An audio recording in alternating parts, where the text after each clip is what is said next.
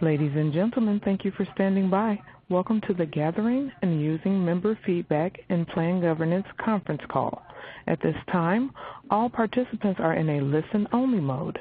If you should require assistance during today's call, please press star, then 0, and an operator will assist you offline. I would now like to turn the conference over to our host, Ms. Alana Noor. Please go ahead. Thank you. My name is Alana Noor. I'm with the Lewin Group. Welcome to the webinar, Gathering and Using Member Feedback in Plan Governance. This is the third and final session of our 2019 Member Engagement and Plan Governance webinar series. Today's session will include a 60-minute presenter-led discussion, followed up with 30 minutes for a discussion among the presenters and participants. This session will be recorded. A video replay and a copy of today's slides will be available at resourcesforintegratedcare.com. The audio portion of the presentation will automatically stream through your computer. Phone lines for this presentation are also available. To access the number, click the black phone widget at the bottom of your screen.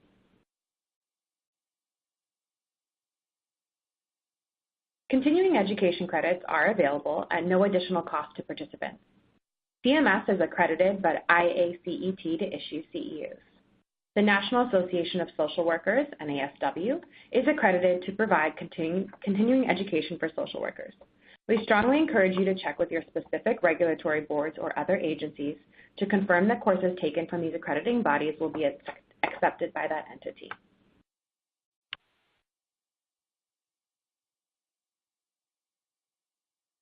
You'll see on this slide that we've laid out the various continuing education credit options. If you are a social worker, you can obtain continuing education credit through NASW if you complete the pretest at the beginning of the webinar and complete the post-test. CMS is also offering CEUs for other individuals looking to obtain credit for attending this webinar. In order to obtain these credits, you must complete the post-test through CMS's Learning Management System. Additional guidance about obtaining credits and accessing the links to the pre- and post-test can be found within the Continuing Education Credit Guide in the resource list on the left-hand side of your screen, or at the Resources for Integrated Care website. This webinar is supported through the Medicare and Medicaid Coordination Office at the Centers for Medicare and Medicaid Services. MMCO is helping beneficiaries dually eligible for Medicare and Medicaid have access to seamless, high-quality health care that includes the full range of services in both programs. To learn more about current efforts and resources, please visit our website or follow us on Twitter for more details. Our Twitter handle is @integrate_care. At this time, I'd like to introduce our moderator. Renee Marcus Hoden is the Deputy Director of Community Catalyst Center for Consumer Engagement in Health Innovation. For the past 20 years, Renee has worked to bring the consumer perspective to the forefront of health and health innovation. Renee? Great. Thank you so much, Alana, and good afternoon to those of you who are on the East Coast. I guess it would be good morning to those of you who are in other time zones that are west of us. I'm really happy to be with you all today for this third webinar in our series on member engagement in plan governance. As Alana said, I'm the Deputy Director of the Center for Consumer Engagement in Health Innovation. Our mission is to ensure that the people served by our health system, especially those who need more from it, are engaged in all efforts to improve it. So this series really is up our alley, and we're excited to be working with both the Lewin Group and the Medicare and Medicaid Coordination Office to bring it to you. Next slide, please. So I'll first take a few moments to introduce today's speakers and offer a bit of a roadmap for our time together today. We'll start off with brief overviews from each of the two organizational representatives. First, we're going to hear from Matt Magnuson from Prime West Health. Matt has been the Director of Membership and Program Development at the plan since 2007, and as part of his role, he worked to establish and to maintain on an ongoing basis the Member Stakeholder Committee, which he'll tell you about in a bit. I'm also thrilled that Matt is joined today by Elizabeth Haskins. Elizabeth is a Prime West Health member and a member of the Plan Stakeholder Committee. We'll get to hear a little bit more from Elizabeth later on. She'll be sharing more about herself and about her experience on the committee. Next slide, please. Next, we'll hear from Tina Davis of First Choice VIP Care Plus. Tina is the Director of Outreach and Health Advocacy. In this role, she is responsible for marketing and member outreach programs. She also serves as the chair of the Member Advisory Council, which supports meaningful engagement with members, caregivers, and community stakeholders. Tina will also be joined today by her colleague, Shamal Hill. Shamal is the executive assistant to the vice president in charge of the plan. As part of her role, she provides key support to the Member Advisory Council. I'm also so pleased that Tina and Shamal are joined today by Gwendolyn Jackson, who is a community stakeholder member of the Member Advisory Council. We'll hear directly from Gwen later on in the program, but I do want to give her a special shout out for filling in at the last minute. We did have an older adult enrollee who had been a member of the advisory committee or the advisory council since 2016, but unfortunately she fell ill, and so I wanted to give Gwen a thank you for stepping in at the last minute. And thank you, everybody, for being with us today. So let's go to the next slide. Okay, so here are our learning objectives for the session. By the end of today's webinar, participants should be able to recognize approaches that plans use to effectively gather member feedback on plan operations, a variety of plan operations, identify strategies for communicating feedback from members to plan staff across all operational levels, including to the senior leadership level, identify strategies for implementing what we call feedback loops that include bidirectional communication between members and plan administrators, and finally, to identify topics that are best suited for input from members, whether those are through advisory committees or councils or other avenues, and on topics that impact a member's experience. Next slide, please.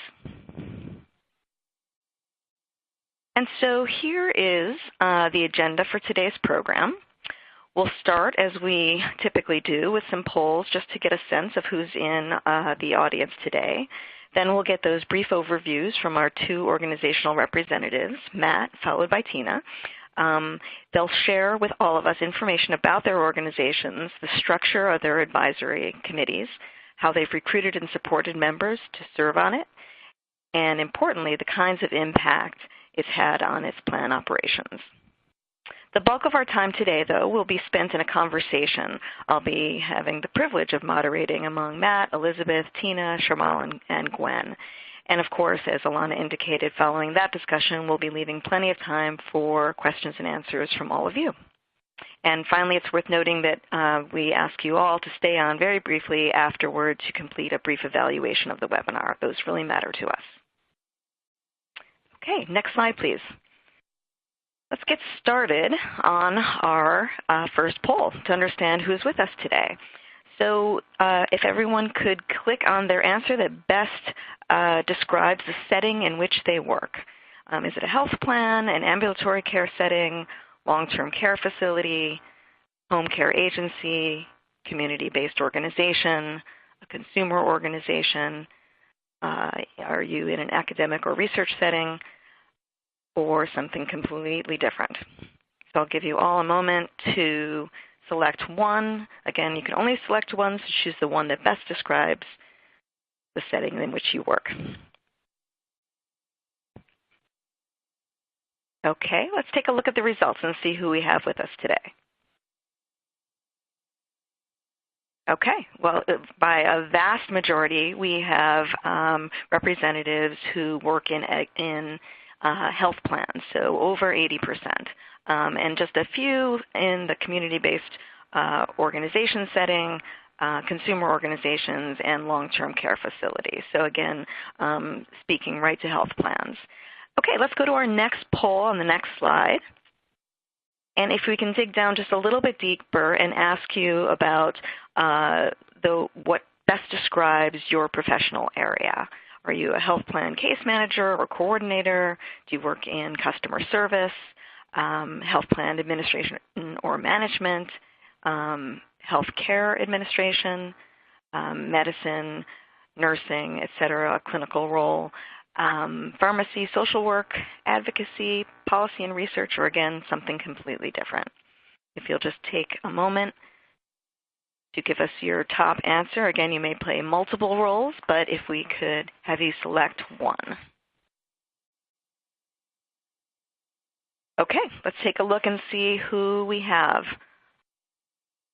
Okay, this one is, again, mostly people, because we had mostly people from health plans. We have the largest percentage of people who are in health plan administration or management, followed by people who serve as a case manager or care coordinator. And below that, we've got people in social work, policy and research, and in customer service. Although it looks like we've got almost 15% in something else, so we'll have to dig a little bit deeper the next time. Okay, great. I'm really pleased to see that we have both a significant group of people who are from health plans, which this is largely, though not exclusively, directed at, but also that we have a diverse set of people that are in different roles within health plans. So I'll now turn things over to our first speaker, Matt Magnuson from Prime West Health. Matt? Thank you. This is Matt Magnuson from Prime West Health. Next slide, please. Just a brief background on what Prime West Health is. Prime West Health is a county-owned health plan. We serve 13 counties in rural Minnesota. And when we say county-owned, our board of directors is 2 county commissioners from each county that we serve. They serve on our board of directors. One is a primary, one is an alternate, so we truly are a county-owned health plan and governed that way. We have 6 programs. We cover approximately 42,000 people today across those 6 programs in 13 counties. And 2 of those programs are dual-eligible special needs plans. We have one for members over the age of 65, and we also have one for members between 18 and 64 with a disability. Next slide, please. So our member stakeholders meetings have always been open to all members in all 6 programs. At one point, we tried to divide up the stakeholder meetings across programs. What we found, it just made for better stakeholder meetings to have them, combined and have all different programs and all different membership populations together. We got a lot better feedback that way. We usually have about 10 to 12 members attend each meeting, and then 10 to 12 other stakeholders attend each meeting. Again, in Minnesota, the 13 counties we serve are pretty rural, and so travel time and distance kind of becomes an issue. And so we've always had kind of a hard time getting a lot of members to come, and so we've had to work and do some things we'll talk about here in a little bit to really get that number of 10 to 12 members attending meetings regularly. We hold our meetings twice a year, usually in the spring and the fall. We hold them here in a public meeting space we have available at our corporate office in Alexandria. We do have options for conference call and video participation as needed, as some members have expressed that in the past, or providers in some of our locations. Next slide, please.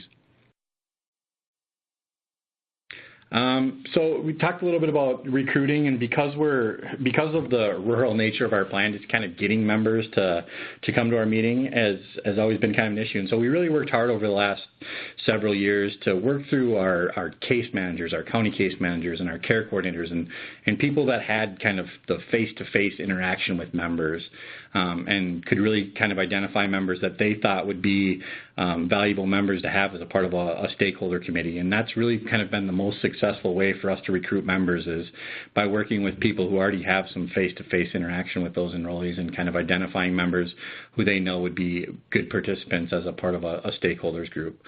Again, we talked about members. Meetings are always open to all of our members.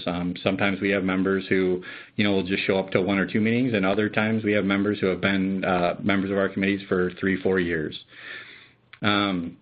We, again, because we're rural, we've had to come up with some unique ideas to try and get people from outside of our immediate area around our corporate office to come. We want kind of that broader look at membership, and so we've had to provide a meal at the meeting. We provide mileage reimbursement. We have a gift card or like a stipend for members to come. And we do the same thing for providers. We provide a stipend and mileage reimbursement, just because sometimes the distance that they travel is a long distance, and we really wanted to get that commitment from them to come to those meetings.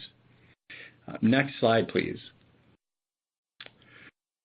Along with all of the members and providers that we have, stakeholders that we have in our meeting, our meeting is also made up of a lot of our senior leadership here. We have our membership and wellness manager. That person manages like our member call center, for instance. They're kind of the meeting facilitator and run through it, but then we have, a lot of our care coordinators will kind of rotate through. Our pharmacy manager, our pharmacist will attend the meeting. Our medical director attends the meeting as well. And then just a variety of member contact center and care coordinators and just other people depending on the topic. We try to have a broad cross-section of our staff involved too. It's really the one time when we can, as a staff, can kind of get close and involved in the member issues that are out there in the communities we serve. And with that, I'm going to turn it over to Tina. Thanks, Matt. Good afternoon, everyone. It's really a pleasure to participate in this webinar, and I really thank you for the opportunity. My name is Tina Davis, and I'm the Community Outreach Director for the plan. Next slide, please. A little about us. First Choice VIP Care Plus is a Medicare and Medicaid plan. We serve individuals that are 65 years of age and over and who are duly eligible for Medicare and our South Carolina Healthy Connections to Medicaid. We launched our plan in 2015 as part of the financial dual demonstration alignment, and in South Carolina, that's called Healthy Connections Prime. And our mission is simple. We help people get care, stay well, and build healthy communities, and we really work diligently to demonstrate that mission every day with our members and with our community and providers. Customer experience is one of the reasons First Choice VIP Care Plus was recently named one of the top 5 MMPs in the country, and we're really proud of that. Currently, we have about 7,000 members, and that makes our plan the largest MMP in the state. Next slide, please. So our Member Advisory Council, we had our first meeting. We also called the MAC, and it was held in 2015 with 13 members. That membership has fluctuated throughout the years, but we believe due to some new ways of recruiting members, we think it's going to grow and start to stabilize soon. Our MAC members include members, caregivers, representatives from community agencies, and those agencies we choose they have a mission that aligns with ours as well.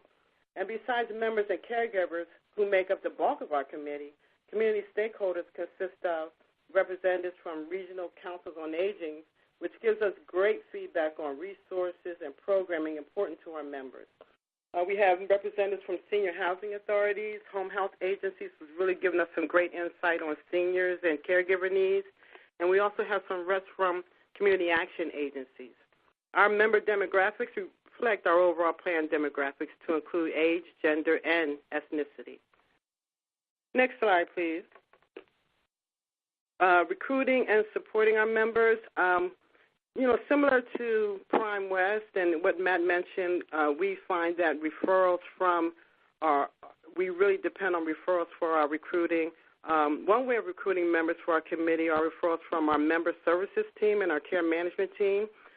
They encounter our members daily and are a good judge of who would be fit for the advisory council. During the discussions, they notice that a member may offer suggestions for improvement and are really not shy about sharing those possible solutions. So we found these members are the best members of the council. Today, we don't have any term limits. We really find that our members who have been with us the longest are a great resource with us, and we really enjoy them and don't want to lose them. We recruit at community events and at our member orientations for new members. We developed a referral form for use at these events, and it's also a means for member services and the care management team to make referrals. We really appreciate the valuable feedback our council provides, and as a thank you, we provide a $25 gift card, and we arrange for transportation when it's necessary, and we serve a very nice lunch. We also find that this is a great way to retain our members on the council. Next slide, please. First Choice VIP Care's service area consists of 39 out of counties out of 46 counties in South Carolina. And as of May 1st, we'll be in 40 counties. We just picked up another one. And our meetings are held every quarter at the same time in all 3 regions of the state. In the upstate, our meetings are held at a community agency that's really supportive of our plan. We've been lucky to have these agencies that support what we do. And in the Midlands, the middle part of the state, it's held at our own First Choice Community Center, which is a great convenience for everyone. And then in Low Country, we hold our meeting right there at the plan office located in Charleston. As I mentioned, we hold it all at the same time in all 3 regions, and we communicate by teleconference as well as video if we're doing a presentation or if we're requesting feedback on materials that we're considering. Next slide, please.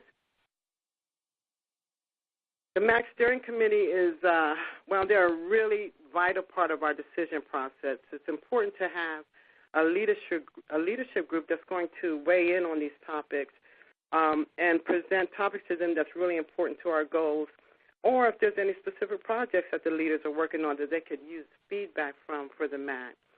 The steering committee is comprised of our executive director of the plan, myself, the long-term services support director is vital that she is there and she's hearing feedback firsthand.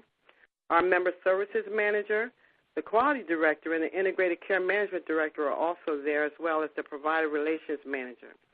And as I mentioned, we meet quarterly to discuss the agenda topics for each meeting or a resolution or progress on issues that were previously addressed during a MAC meeting.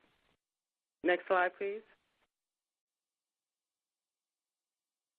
MAC members determine the agenda topics. They discussed this during the previous MAC meeting, and also the steering committee submits their topics about a month or so before the next meeting. And there's a range of topics for discussion, such as promotional materials for community events and marketing, or educational materials such as Hurricane Preparedness Toolkit. The MAC had a large part in that project, and I can share more info about that during our panel discussion. Addressing care gaps has appeared on our agenda more than once. Encouraging our members to engage in preventive care is, we find, essential to achieving positive health outcomes. And, of course, we are consistently looking for ways to improve our HEDIS and CAP scores, and encouraging our members to engage in preventive health helps us to reach those goals. So we want to make sure that our council is informed about these issues and so that they can help us. So the MAC received training from our care management department, from the quality management teams. The Department of Health came out and gave a great training, and also respite organizations. So they are prepared to address topics that are directly related to promoting those healthy behaviors. Benefits and incentives are also discussed, especially when we brainstorm about retention strategies and ways for branding our health plan. The MAC suggested the vision benefit, among other incentives we were currently reviewing. So these are just some of the examples of what may be on the meeting agenda.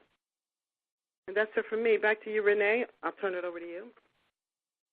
Thanks so much, Tina. I really appreciate that. And, you know, the last slide that you talked about was particularly interesting and relevant to our learning objectives today about, you know, topics that are being covered. And it made me realize that somehow we skipped by Matt's last slide, which also talked about meeting agendas. And so just to follow on what Tina just talked about, maybe just for comparison, we can go back and I can ask you, Matt, to talk about some of the topics that you guys cover at Prime West Health? Sure. So our agendas are driven by the stakeholders group. They help us kind of pick out, what we need to talk about and how we're going to discuss things. But really, we spend a lot of time on just, plan ideas, how are benefits working in the plan, what changes can we make? And we'll have some examples we'll talk about here in a little bit. We talk about, seasonal items like flu-related preventive stuff, getting that stuff. And our communication topics, if we're going to present something to communicate to all of our enrollees, we usually run it through our member advisory committee first, and they kind of say, yeah, this is clear, or this isn't clear, or you could say it this way to make that have a better impact on the population. We talk about future initiatives and, any kind of hot topics in the news. I know, when there's big changes to the opioid dispensing processes, and we talked a lot about that with our pharmacy manager presenting to our group and just kind of figuring out the best way to communicate with enrollees. So really it's a variety of things just depending on what's going on with what our members have either brought forward with us or like current events that are going on within our region that we can make changes. Great, thank you. That followed nicely for, compare and contrast with what's going on in South Carolina. So thank you to you both, Matt and Tatina, for providing us with some of the basics about your organizations and about the advisory bodies. The information you both shared is really a perfect launch pad for our next section, in which we're going to dig a little bit deeper into how your plans gather and use enrollee feedback in your plan operations and practices. And this is the opportunity, wonderful opportunity, to bring Elizabeth and Gwen into the conversation. And as I promised, we'll start by hearing from them. So let's go to that. We'll start with Elizabeth. Elizabeth, would you be able to take a few minutes to introduce yourself and talk about how and why you came to join the stakeholder group? Sure. My name is Elizabeth Haskins. I am from Alexandria, Minnesota. I'm in my 60s. I am on both Medicare and Medicaid through Prime West. And I was, back in 2011, morbidly obese and ended up having weight loss surgery and have become an advocate for people who are looking for changing their life and their lifestyles. I got involved with Prime West stakeholders meeting in 2017 to learn more about the behind the scenes and how my experience with obesity could be helped through finding out what is offered at Prime West and also in the medical community, and give feedback to them, but also to the people in the support group that I facilitate. I also believe very firmly that people need to get involved with the programs that they are depending on to help them along in their journeys, and that's one reason why I got involved with the stakeholders meeting. That's great. Thanks so much, Elizabeth. I'm going to turn to you, Gwen, to talk about how you first came to be involved in First Choice VIP Care Plus meetings, and a little bit, of course, about yourself. Okay. My name is Gwen Jackson. I came into the business working through long-term care, hospice, and assisted living facilities, and realized that I didn't really care for the, limitations on what these facilities could do for clients, and decided I needed to work in something that gave me a little more flexibility, which was home health care.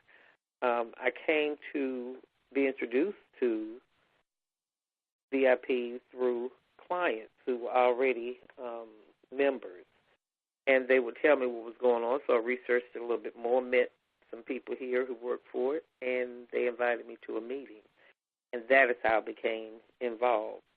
As an administrator, my background was in social work and counseling, and serving as an advisory committee member worked for me because I'd hear issues from our members, our clients, of some of the issues they had, and I found that VIP had this team wrap type service thing going, and I thought, okay, this is pretty interesting, and that worked out for the client, which was my primary concern. I became aware of this, due to the members and saying that this is who I'm under. That's how I really was introduced to it. First Choice VIP members, were served through the clients that I ended up receiving. And I want to be a part of the advisory committee to offer feedback on how First Choice can continue to better serve their members. Quite ironically, I found that any suggestions made by members was genuinely something they looked at and incorporated. So it worked out really well to me. So that's great. Yeah, it did. So I'm an advocate for the member. So it worked out well for me. So the member complaints was spearheaded us into VIP First Choice Select Health, rather. But it worked out fine for me.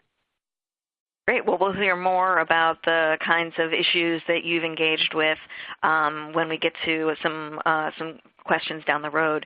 But I'm going to take a moment. First of all, thank you, Elizabeth and Gwen. But let me take a moment to go back to the plans and ask Tina and Matt about some of the ways that you gather feedback from the members of your advisory council, and give us a sense of the strategies that have maybe worked best for you. Let's start with you, Tina. Sure. Renee, we have about 3 main strategies that we use for gathering the feedback. We make sure first that we have topics on the agenda that the members said they wanted to talk about during the discussion from the previous MAC meeting. Also on the agenda are topics the steering committee determined that they would like feedback on as well. And an example of that would be discussions around our retention strategies, member orientations for new members, which is something I think I can expand on later, was one of the results coming from that discussion. And another example would be how we could better engage our members in preventive health and healthy behaviors. Another strategy are our breakout discussions. We decided to implement these 15-minute breakout discussions these 15-minute breakout discussions at each location after noticing that some participants were more engaged than others, and we really wanted to get people more involved and make sure that everyone had a chance to speak and share their opinion. So we have a planned representative at each site facility to facilitate the discussion, and we all come back together after 15 minutes to compile the results. And this has been very successful for us and a great strategy to gather feedback. And the third way is a survey. We ask the member to complete a survey at the end of each meeting. It has multiple purposes. We get a real-time evaluation of what they saw at the meeting, the material we presented, and how prepared they felt about being part of the discussion. And we get their opinion on whether they feel their feedback was valued and that they're really making a difference in the plan. And we ask them how the next meeting can be improved as well, including asking them for suggestions and feedback for topics at the next meeting. So those are the strategies we use to gather feedback during the meeting. Great, thank you. I'm going to turn to Matt and ask for, what happens at Prime Health with the stakeholder meetings and how you gather feedback. Yeah, similar to what Tina was just explaining, I think the important part is we had to really work to try and get feedback from, the variety of members. We always had, 2 or 3 members who are, usually the more vocal ones at meetings. And so we really kind of over time changed to kind of like an interactive way of kind of gathering member feedback, and it really depended on the topic. For example, if we were going to have our members help us review our website, what we would do is we would put together like a survey and have some questions related to that. Was it easy to find this page, or what suggestions would you make, so that we were really getting feedback from all of the members in the room.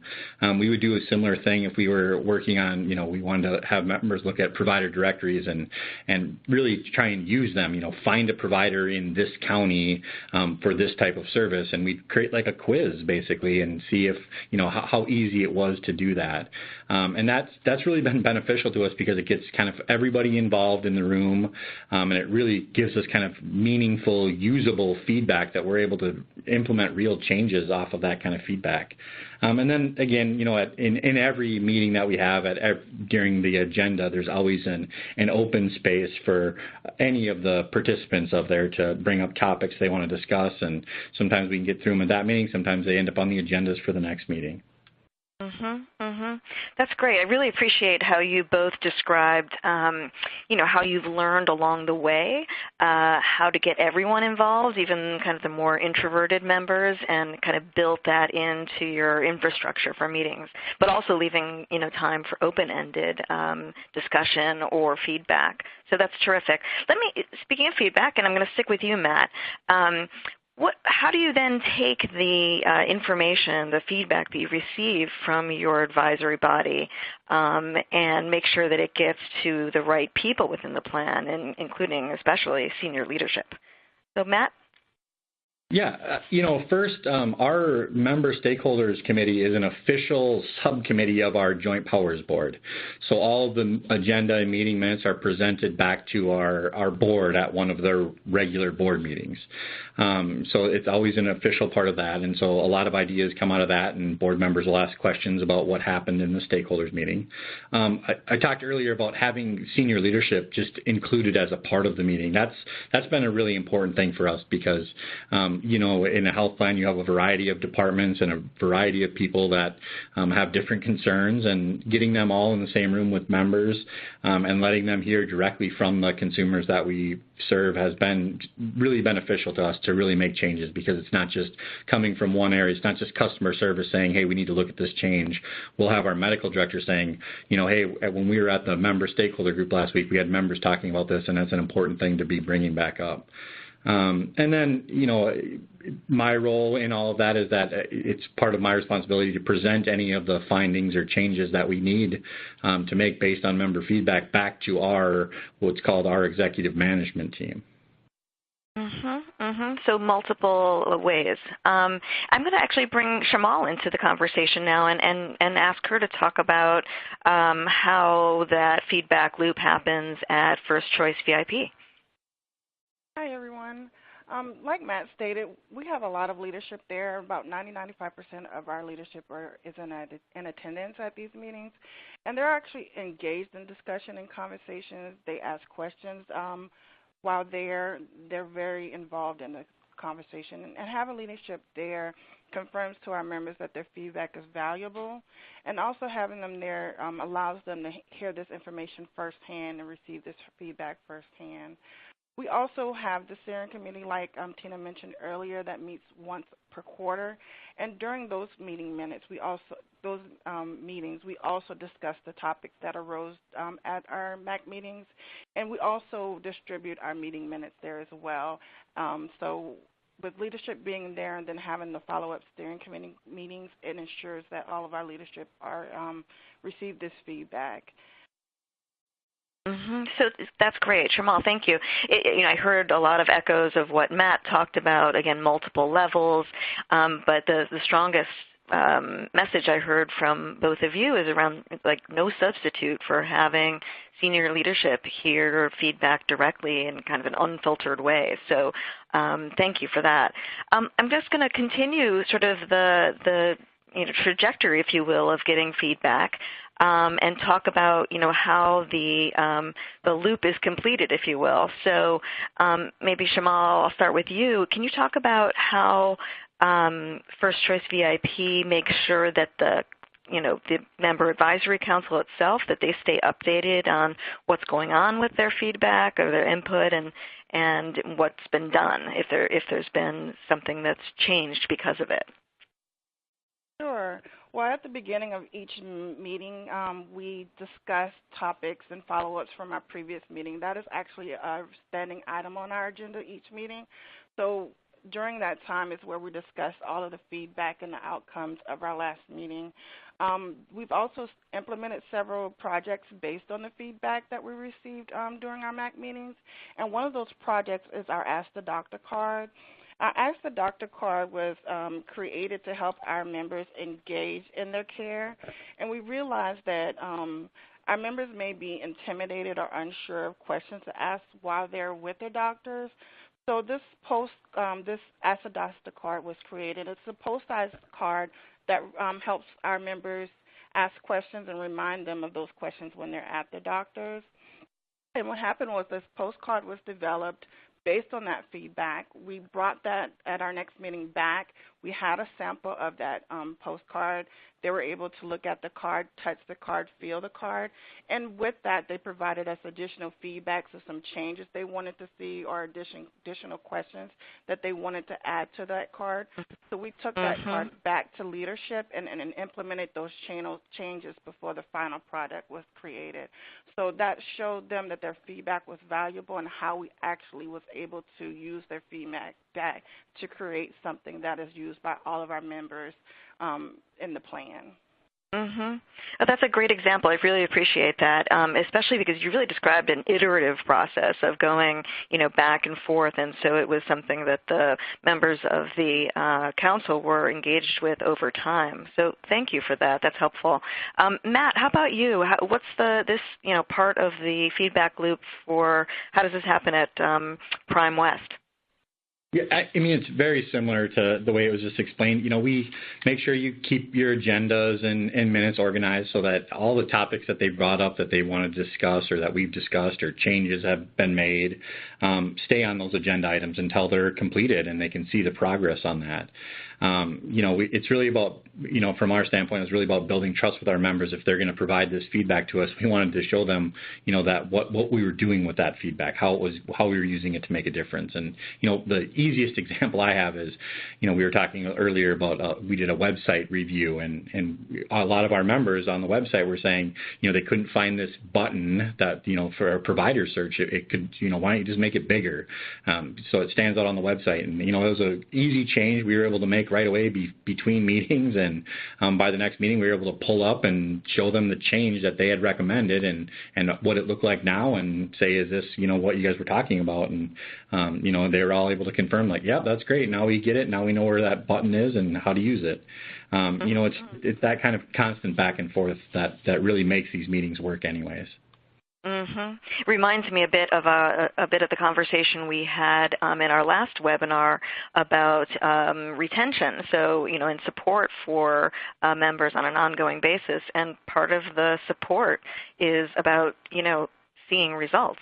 If people feel like they're doing something that's worthwhile and they're seeing the change, it sounds like they're going to want to keep coming back. So I appreciate hearing from both of you that idea of making sure people see the value of their contributions.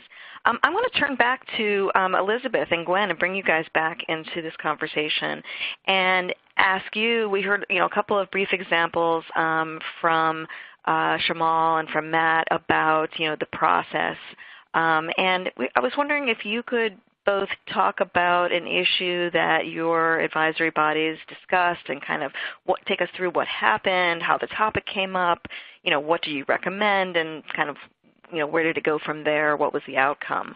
So, Elizabeth, can I start with you again? Sure can.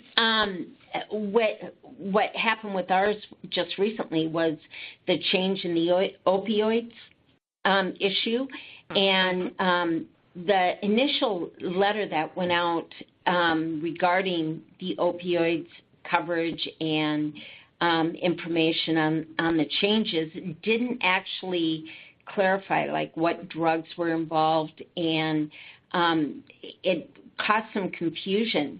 So at the stakeholders meeting we discussed it, and then so they went back in, and the next letter that they sent out, they were able to list our meds that were going to be affected by the changes that were taking place in the coverage for opioids. So it really helped out a lot, clarified a lot of things that were going on. That sounds great. It sounds like very direct impact that, it hopefully engaged members more in understanding the coverage changes. So thank you. Thank you.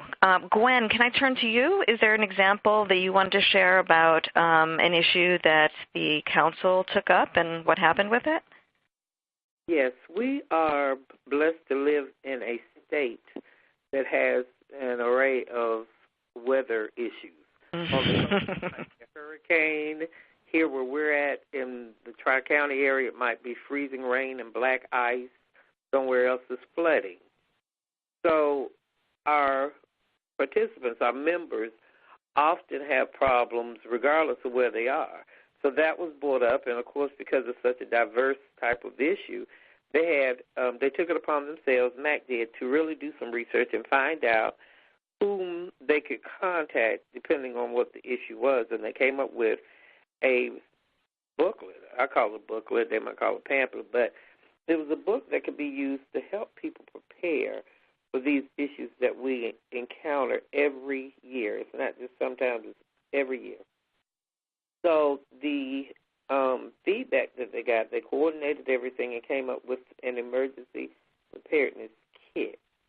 And what that kit does is it helps people to identify some things that you don't normally think about, like getting important papers or copies of important papers, putting them in a Ziploc bag so that you can have them with you if you have to leave, making sure you have certain medication, making sure you have certain clothing. It kind of organizes so it wouldn't have such a major impact when people are feeling frightened or not sure, even down to DME, making sure you have oxygen tanks to take with you and things of that nature. So I think that was one of the most valuable things that I've seen happen, because this is something that everybody can get a copy of and everybody can use. So that's one of the things that I saw, that disaster preparedness booklet that really pulled things together for all of our, just the citizens in the whole state. Anybody could use it, but especially those who are members of First Choice VIP. Right. Oh, that I'm glad you highlighted that, because I think that was a great aspect of the story, is that it not only was helpful for the members, but also for the larger community. But that it was deeply informed by members, people who are older adults and living in this blessed situation of South Carolina, as you described it, Gwen. So thank you. I want to sort of ask the same question now of Matt and Tina, although they gave us some kind of brief examples earlier about helping us understand the process of getting feedback and sharing it back with the members. I was hoping you might share a few more examples about topics that you found sort of most useful to bring to your advisory committee, or that you found most useful to receive feedback on from your advisory bodies. So Matt, let's start with you this time. Okay. I think, I can start with a couple just, benefit-related examples. We, early on in our stakeholders process, we had some members that had come into the stakeholder meeting and were explaining to us this process they were having when they were going to get eyeglasses, and they would walk into the provider's office and go to pick out a set of frames, and providers would find out that they were on Medicaid coverage, and basically were pulling a box out from underneath the desk saying, this box of frames, what you have to choose from, not all these ones on the wall. We were really struck by that, and we're happy to get that feedback. And so what we did is we sent out a team of people to all of our providers to explain, how they need to be handling benefits related to Medicaid and Medicare, and that, we don't want these sitting in boxes. These need to be displayed like any other set of frames out there. You're not going to be limiting our members in that way. And to this day, I've never heard that complaint come back up again. It made a change, and it was more than just one provider. It wasn't an isolated incident in our region. So it was really good feedback that we were able to kind of get ahead of right away.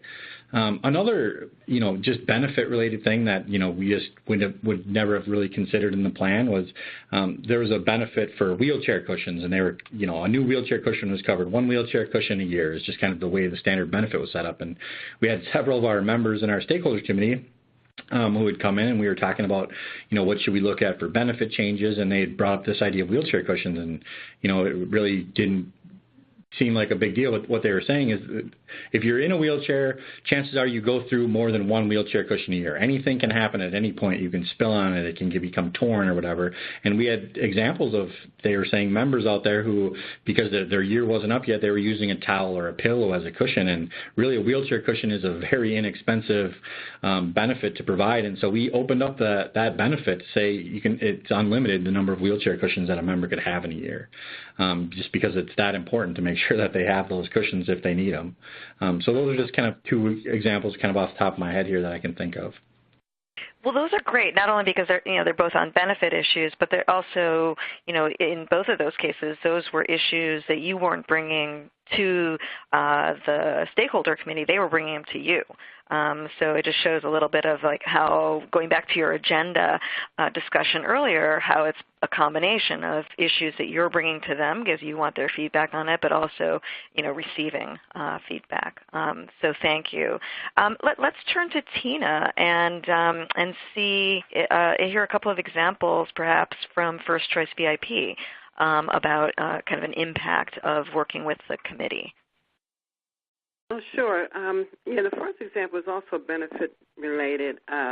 during the time of the year when the plan was considering additional benefits that we could offer our members, we asked our First Choice MAC members which benefits they would like to see added to the benefit package, and they offered several benefits, all the way up to aquatherapy, but they felt that we should really consider, the vision benefit, and they ultimately decided to suggest that as the one benefit that they like to see added. And as a result, First Choice did add the vision benefit in 2017. So we were really thankful for their feedback for that. And another example is when we're trying to figure out how to get members more involved with their care and their health care goals. So we took that also to the meeting, and we had a specific discussion about this. And we asked them if they could identify their care team or members of their care team. And some did, some didn't. So they did suggest that they came up with the idea that we create a large care plan type of refrigerator magnet.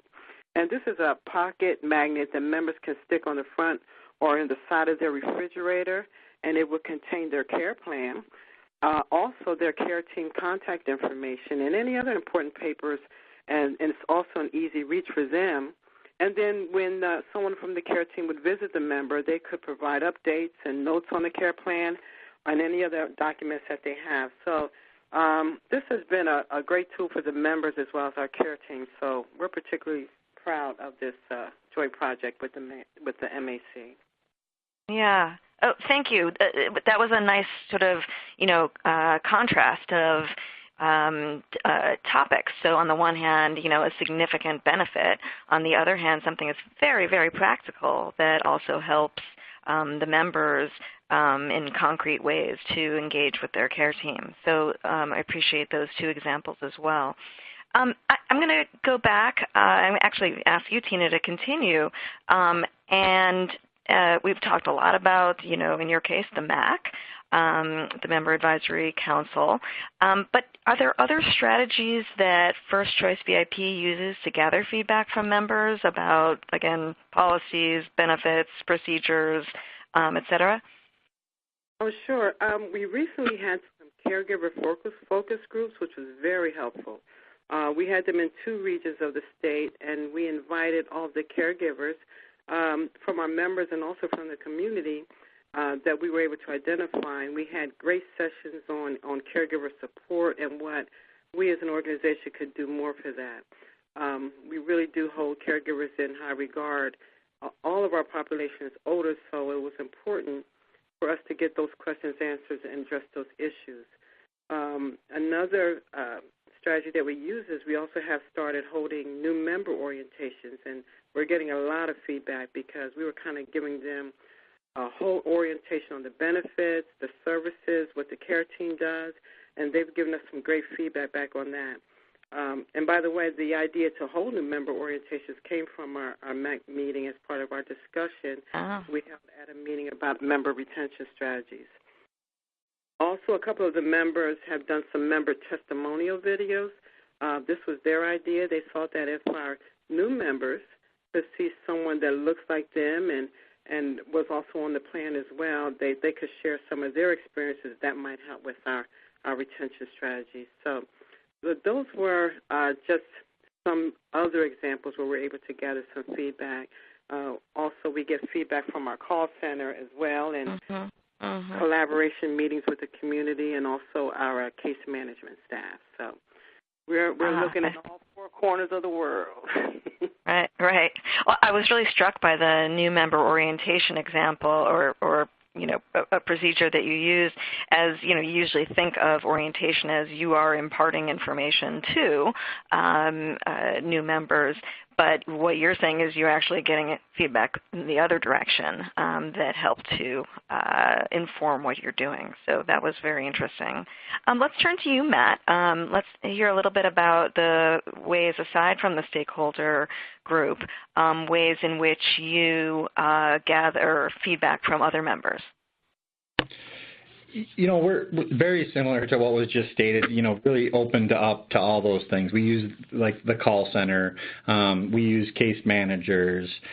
We have regular public health human services meetings with our 12 county public health human service directors on a monthly basis and find out, what's going on in their communities. They've been really helpful in that area to see what else we can do, where do members need help in one area or another. I think that, the big thing when you start to think about how to get feedback from in other ways is just any chance that somebody has to interact with a member is a chance for that feedback to come in, and you just kind of need to be open to all of those opportunities. You just never know which avenue is going to come through.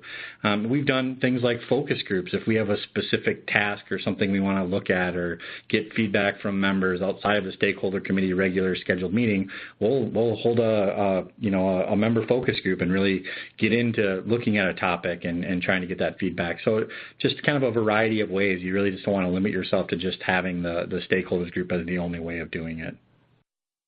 That's terrific. It's a very good point. It's because not everybody is interested or able to be, in that sort of setting, contributing in that sort of setting. And so, the fact that you take information, as Tina said, from the four corners, and whenever you can encounter them, as Matt said, that sounds great.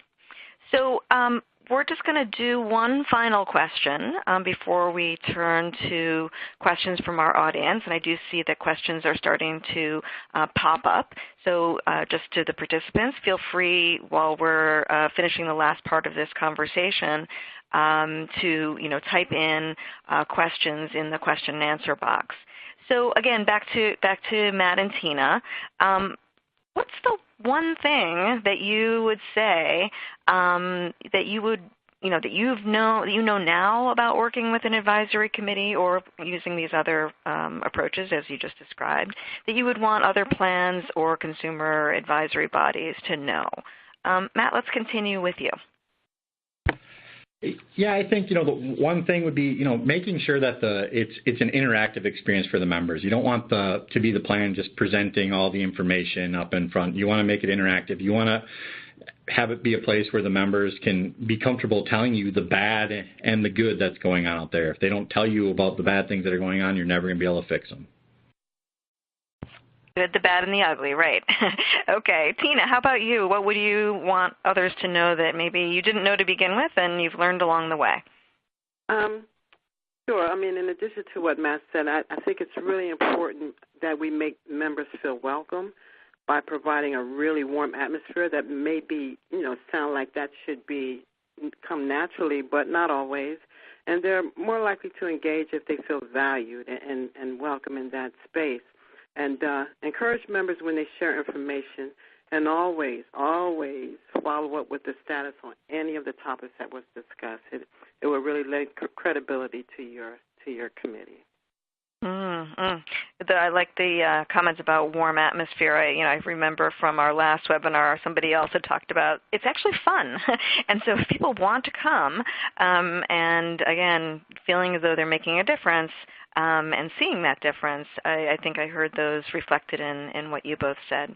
But I want to give the last words during this conversation to Elizabeth and to Gwen. And you guys have been serving on your different advisory bodies for some time now. And what would you want other plans or other committees to know, or even other consumers that might be sitting on these committees? Let's start first with you, Gwen.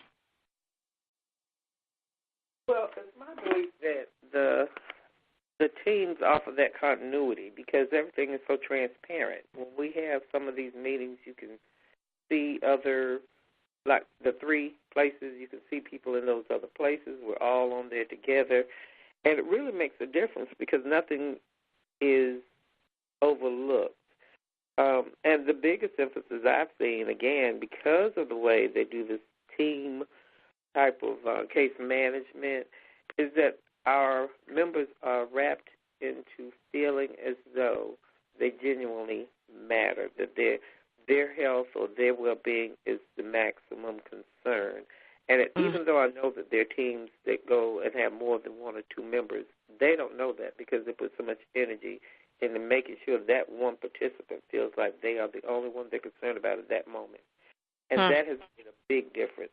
That's one of the reasons why I think VIP maintains or retains their member services, because people are happy with them. They know that they can call them at any time.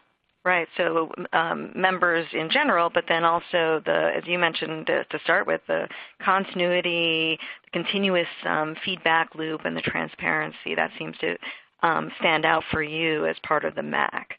So thank you. Elizabeth, you get the actual final word on what you'd want others to know. Well, I guess the biggest thing for me, and this is for anything in life, is if you're going to be a part of something, or if you're going to be walking through to your own destiny, you need to take ownership of it. And it's really important if you're involved in, say, like Prime West or First Choice or whatever organization you're involved with, the only way to really have input and to take ownership is to participate. And participation is a key factor in any organization, and it helps take ownership and helps form the company and the route that the company is going to go. And it's a benefit for everybody. Oh, thank you for that. Very, wise words to end on. I really appreciate it. And thank you all, Tina and Shamal and Gwen and Matt and Elizabeth, all for the conversation. Really, I hope our participants drew a lot out of both the explicit advice you offered, but also the examples of impact. I think those you can learn a lot from. So we're actually going to shift gears now, as I mentioned earlier. And instead of just me asking questions, we're going to start taking questions from participants. And as I said before, I've been seeing more questions come in. As we proceed, we will get to those, and I encourage you all to keep putting them in there. But before we do that today, we wanted to get a sense from all of you in the audience about how what you've heard so far is resonating. So what I'm going to do is pose two very specific questions and ask the folks in the audience to provide answers using that Q&A box that's on the left-hand side of your screen. Some of you have already been using it for the questions you want to ask, but I'm going to ask you to use it as well for our first question. And that first question is, how do you ensure that feedback gathered from member advisory committees or through other means of obtaining member feedback reaches key stakeholders within your plan or your organization? So again, if you'll just take a moment or two to put your answer to that question into the Q&A box on the left-hand side of your screen. And I will sort out the responses from the questions that I know our team at Lewin is gathering for our next session. So again, how do you ensure that feedback in your own world, feedback is gathered and it reaches the key stakeholders? Okay, so here we've got some answers coming in. Someone talked about keeping minutes and then reviewing with leadership. It will also come up again in the next meeting, so as was mentioned by our presenters, so that seems to be a common one. Here's something, it's interesting. We prepared dashboards to visualize results and feedback. That's very interesting. So another way of presenting, I'm guessing perhaps both to folks in the plan as well as back to the members of the committee. Somebody talked about we create a report. They wrote, we create a report after every meeting that's presented to the executive leadership team and the board of trustees. Again, good, another way of engaging senior leadership. Somebody talked about, let's see, somebody wrote in to say that they complete a full summary report following each round of quarterly meetings, and we also individually share relevant information to specific stakeholders. So I guess that means if something around quality was discussed, they'll go to the quality folks in the plan. They also have a full video and written transcripts of meeting are also made available to our entire organization.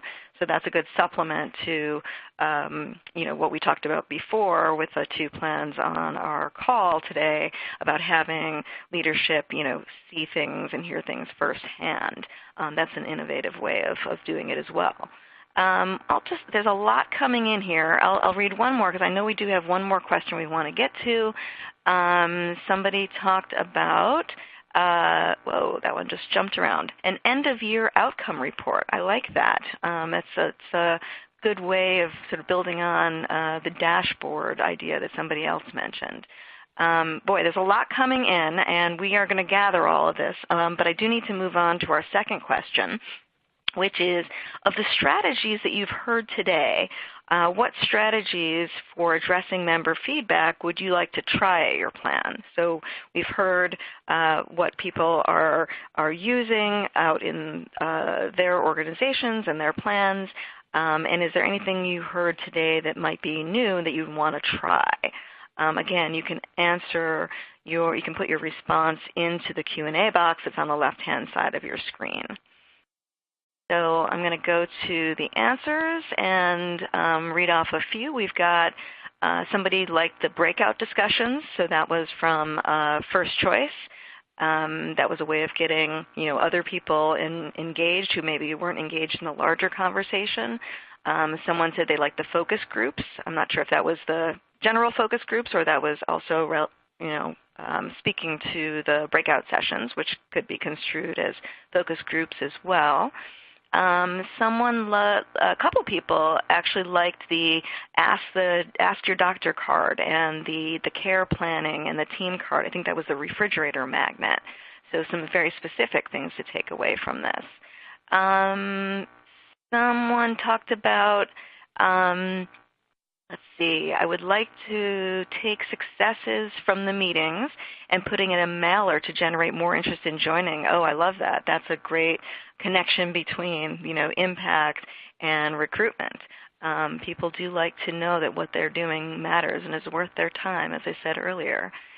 People like the booklet to help people prepare for emergencies and the magnet as well, another vote for that. Member-to-member testimonials.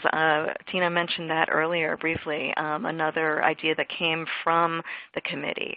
So it sounds like people took away both some process ideas as well as maybe some substantive ideas that they could take to their own plans or their own organizations.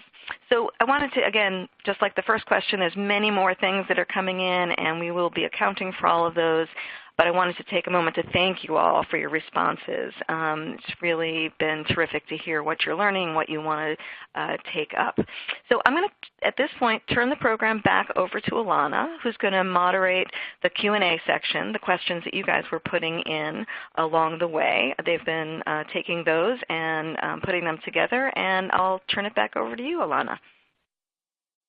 All right, thank you so much, Renee, and thank you, Tina, Shamal, Gwen, Elizabeth, and Matt for such an engaging panel discussion and for your presentations. So we now do have a few minutes, like Renee mentioned, for questions from the audience. So thank you for everyone who submitted questions so far. If you have additional questions, please continue to submit them using the Q&A feature. That's the same one on the lower left of the presentation platform that you just used for that discussion. If you just type your comment in and press submit, we will go through those and ask as many as we can get to. So I'll get started with Matt, Tina, and Shamal. Question for both of you. Since both of your plans have committees that include in your meetings, you include both community stakeholders as well as members. What are some of the steps that you take to make sure that the member's voice doesn't get overshadowed or not given enough time by community stakeholder participation? Matt, maybe we'll start with you. Sure. Yeah, I think, first of all, it's clear to everybody that's attending that our member stakeholders committee is focused on the members first. Our stakeholders are there and they do provide valuable feedback, but it is a member committee first. There's other kind of provider committees and things like that are theirs, and so this one really is focused on members right out of the gate. And then in every agenda that we have, we always make sure that there's that interactive member part where we'll go around and make sure that we kind of in some meetings we almost force each member to say something so they know it's their meeting and recognize it's their meeting. That goes back to keeping it interactive for the members and not just presenting. Thanks, Matt. Tina or Shamal, any thoughts from you on how to make sure that the members' voices have enough space in the meeting? Well, sure, I can go. Yeah, we noticed in our first year of meetings that we were not hearing from our plan members during the discussion at the level that we would have liked. We looked at our roles and realized that we had as many community stakeholders, plan associates on the council as we had plan members. So to remedy that, we just went on a campaign to recruit more members and caregivers to the meeting, and we also slimmed down on how many of our staff came to the meeting. So although they weren't MAC members, they enjoyed the whole meeting process, so some of the associates would just come in and sit. But we stopped doing that, and this has really made a difference because we believe that the members feel that they are the focal point at our meeting, and as a result, we're really enjoying more meaningful engagement with the group. Thank you, Tina. Tina, I'm going to stick with you and ask you about the breakout discussions because it seemed like there was some interest among the participants and maybe implementing some of that. Do you have any recommendations for how to facilitate those breakout discussions or make them run well or help them be successful? Oh, sure. I mean, I think the main thing would be to make sure that you have a representative from either leadership or from the MAC Council to be there to help facilitate the discussion. Organically, it really becomes a lot of fun because somehow it turned into a competition so that when we all get back on the phone again all together, they assign one person to read off what the results were of their conversation. And, we kind of laugh together at it because we see who had the best results out of the breakout discussion. So I would just make sure that there was someone there to facilitate the discussion and appoint someone to read off what the results are when you come back together. Thank you, Tina. Tina, you mentioned about the importance of making sure that members feel welcome to participate, and Matt, you've talked about, making sure that the meetings are interactive. I wonder if we could turn to Elizabeth and Gwen. I'd love you to weigh in as well. What are some of the things that have been helpful for you to make you feel welcome or make you feel comfortable speaking up? Maybe, Elizabeth, we could start with you. Well, I don't really have a problem talking, but one of the things that really helps is going around the room, giving introductions, and also just being able to share what's really on our hearts. And if we are having a problem, there's an openness and an open feeling that we're in a safe environment that we can do it. Thanks, Elizabeth. Gwen, any thoughts from you on things that you've seen work well or for you yourself in terms of feeling comfortable speaking up during meetings? I think the way those who are spearheading the meeting, they make the participants come in and feel very relaxed. It's not formal. They can wear jeans. They can wear whatever they want. Come in and sit back and enjoy. They make it more like a rap session. They just want people to share, some of the things that they have experienced. And they really are hilarious meetings sometimes because people break the monotony by telling jokes or just trying to make sure everybody knows we're here to just have an open dialogue. And it works out really well. It's very relaxed. It doesn't matter what they want to discuss. They are able to redirect if, it goes in the wrong direction or what have you. But they know that they're welcome to come in and just share whatever's going on with them. So it can't be formal. Don't bring any. We have people coming in hats. I mean, they come. like they're coming to a real business meeting, and that works out really great. And then you have those who just come just because they know that's what their role is, and helping them to understand that everything they share is important, that no matter how trivial it might seem to one, it's important to VIP. So that works out really good. Thanks, Gwen. Yes, that sounds very important to emphasize. Matt, I want to turn to you. Something you said earlier in your presentation. You mentioned that you found that you had better meetings when you combined all of your programs, all 6 of your programs, into a combined meeting. Can you say a little bit about what you found that was helpful about combining programs into one meeting? Yeah, it just seemed like we when we had them kind of all separated, we were really getting stuck in just specific topics. And so once we kind of had a broader membership group, they started to bring up other ideas, and then they realized how much they actually had in common, even across programs, and ages. We could have a mom in there who's 20 years old with a child, and talking to somebody sitting next to one of our senior members and starting to talk about seeing a local doctor and an experience they had, and realized they were on the same page. And it really just kind of, it helped us to kind of focus on our entire population rather than trying to keep everybody kind of separate and thinking about one program for seniors and one program for people with disabilities and one program for our children and family members. It really just got it to be like, these are all of our members, and really kind of put it more into that community perspective. Thanks, Matt. Let's see, Tina, we had a question come in around your new member orientations. Avery from Oregon mentioned struggling getting to get attendance at new member orientations, and that they have multiple locations and have always received positive feedback. But what are some of the strategies that you've used to encourage attendance at your new member orientations? Well, we have first thing is that we give them a $15 gift card for attending. That is one way that we incentivize folks to come out and hear more about it. We send them an invitation that explains what is going to be happening, and it's a big welcome to our plan invitation, really friendly and warm.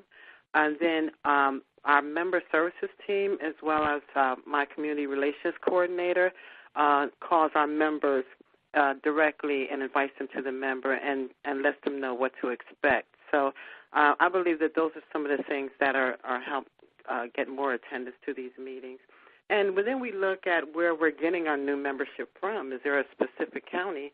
And initially we had them in the morning, maybe around 10 o'clock, I believe it was. Then we scheduled to have a second one in the evening. And that was just trial and error because we didn't get a lot of feedback or RSVPs for the evening session, so we cut that one out and just started doing them during the day in different counties where we were receiving new membership on our rolls. Great. Thank you, Tina. Elizabeth, I'm going to turn back to you now. You shared an example about the changes around opioid medication coverage as one example of an agenda item where there was some helpful discussion. Are there other agenda items that you found very interactive, personally engaging, or engaging to other members from any of the meetings you've attended? Well, one of them was working around our website, which Matt had talked about, but also discussing different things that are available, like through dentistry and also bariatric patients need a lot of vitamins. And so one time we had a discussion about what we could do with vitamins and getting coverage on that and different programs like that. And people interacted with it that were in the room. And others had experienced other situations along the way with their meds or with prescriptions and, for whether it be glasses or equipment. And it prompted a lot of discussion because there were a wide range of people. There were some, like myself, I'm partially disabled, and there were other people that were disabled, and then there were people that didn't have much of a disability. And so just getting the interaction that you're not alone in this journey, that there are other people in the same boat going through the same things that you go through. I hope that helped. Yes, thank you, Elizabeth. Appreciate all of that. Matt and Tina or Shamal, I wanted to ask you a little bit about maybe some of the training that you might provide to some of your members participating. You've mentioned a number of different areas where you've gathered really helpful feedback that has impacted both the plan and members' experiences as well. Do you provide any particular training or onboarding or orientation that might help ensure that you're getting feedback that's most helpful? Maybe Matt, I'll start with you. Did you say Matt? Start with Matt? Yes, please. Yeah, I mean, when we have new members come in, we try to walk through, like, you know, who is Prime West and go through, you know, all of our departments that we have here and really explain some of the people that are sitting in the room so they realize how important it is. Also, Elizabeth had talked about, we always, you know, do introductions at every meeting so that everybody kind of knows who's in the room, because we'll have some members who are there for, you know, 3 years and other members who come to one meeting. And so we really want to spend some time with them when they're there. We have our contact center specialists and coordinators who attend the meeting too. That'd be like our member services department. And usually they'll go and sit by the new member and make sure that they are following the agenda, that they have the agenda, they have all the paperwork they need for their reimbursement if they drove there and things like that, and just kind of assist them through that first meeting. So it's not really a formal process. It's more kind of on demand as we see new members coming into these meetings or know there's a new member coming. We'll make sure they have some resources available at that meeting. Can I add something to that? This is Elizabeth.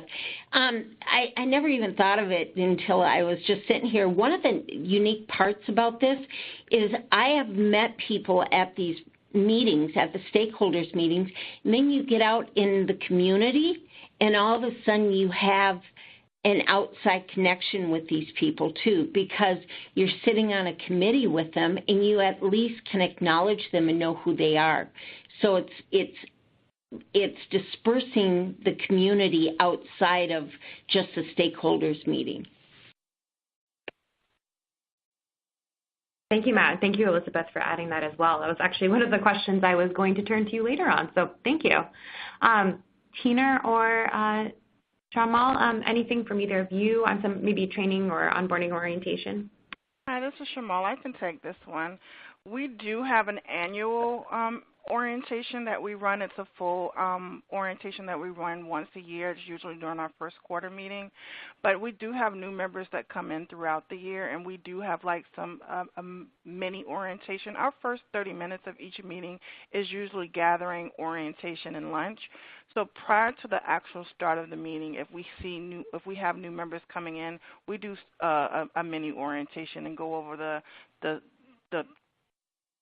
I would say the stuff they really need to know, the focus, the purpose of the MAC, the responsibilities of the MAC, and privacy issues of the MAC. So we do have one big annual one to refresh our members who are on there throughout the year, and we have little mini orientations for new members coming on throughout the year. Thank you, Shamal. You're welcome. So, Matt, and then this can go to Tina or Shamal as well, too. You've both shared some great examples of ways that you've implemented some of the feedback that your councils have provided, and you've led to changes in benefits. So maybe Tina or Shamal, I'll start with either of you. You mentioned your vision benefit that you implemented based on MAC feedback. Can you talk a little bit about the timeline from when the initial feedback was brought up during the council meeting to when that vision benefit was implemented? Approximately is fine. Either Tina or Shamal.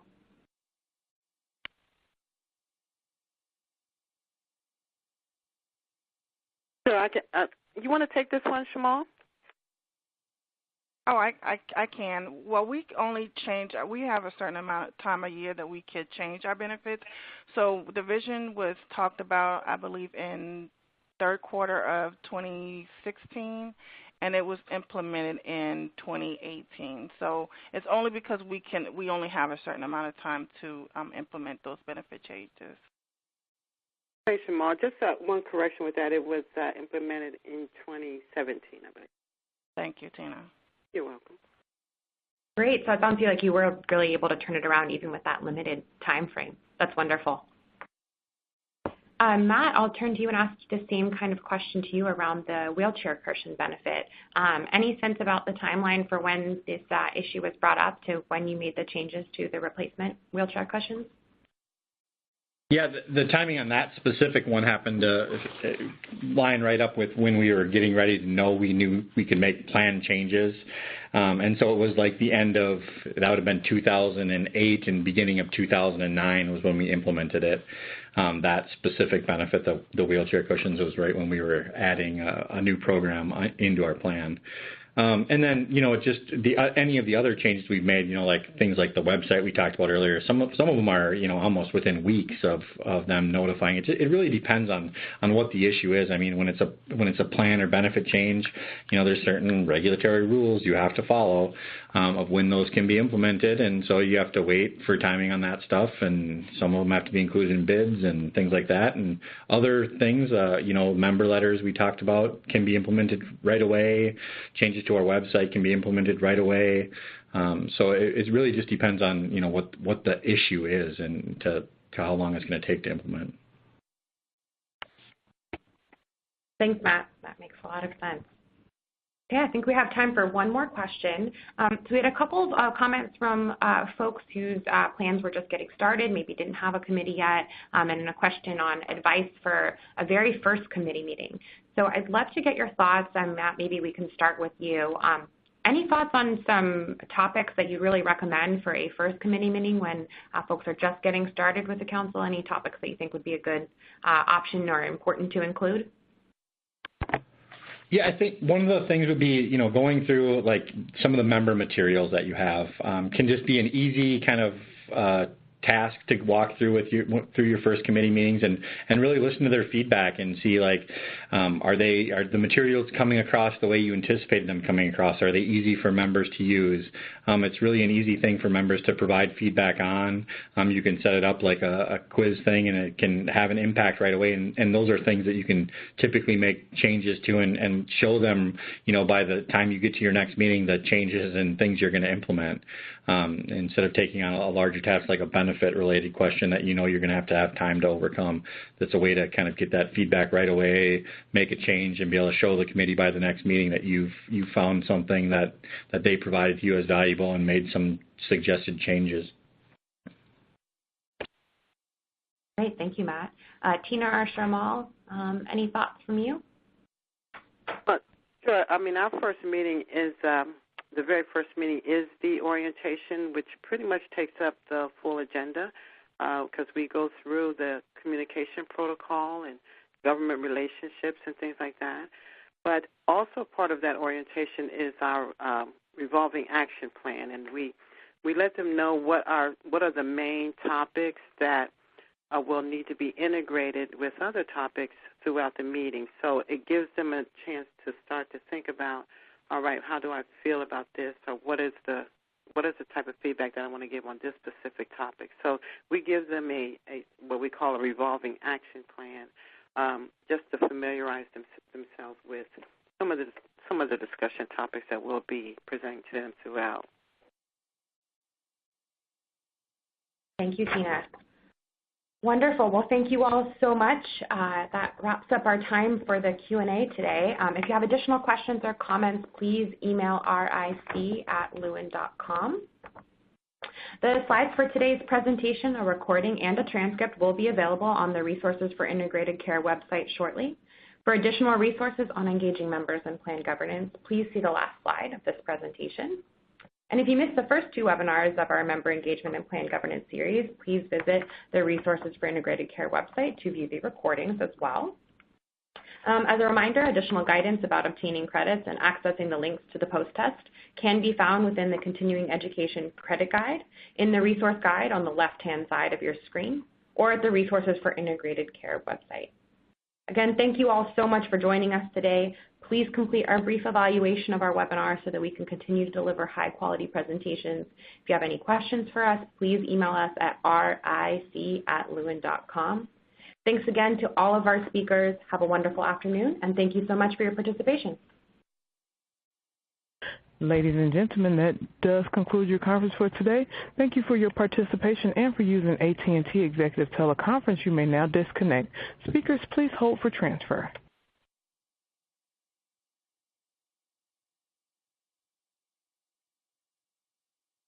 Speakers, you are back in the private host conference room. Thank you so much. Hi, everyone. Thank you so much.